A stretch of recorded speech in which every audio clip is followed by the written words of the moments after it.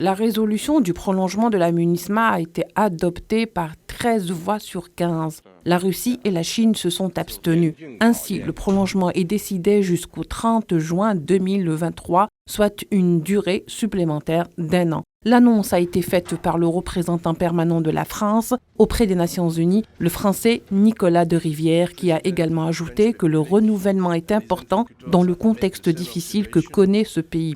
La présence des Nations Unies et de l'action de la MINUSMA est donc nécessaire. Toutefois, ce prolongement se fera sans l'aide ni le soutien aérien français comme cela se faisait dans le passé, ce qui pourrait pousser des pays européens à quitter cette force internationale de plus de 13 000 militaires et de près de 2 000 policiers. Ceci de l'avis de certains pays européens dont les militaires sont impliqués dans cette force des casques bleus. Un prolongement des casques bleus sans le soutien de l'aviation est un risque selon un diplomate occidental, d'autant que certains la considèrent comme la plus meurtrière des missions de l'ONU. Toutefois, la MINUSMA, dont la mission principale est de soutenir l'accord de paix de 2015 et une transition politique de même que la protection des droits humains, comporte également une réflexion sur l'avenir au vu des derniers développements intervenus qu'il est nécessaire de prendre en compte pour que la mission puisse poursuivre son mandat.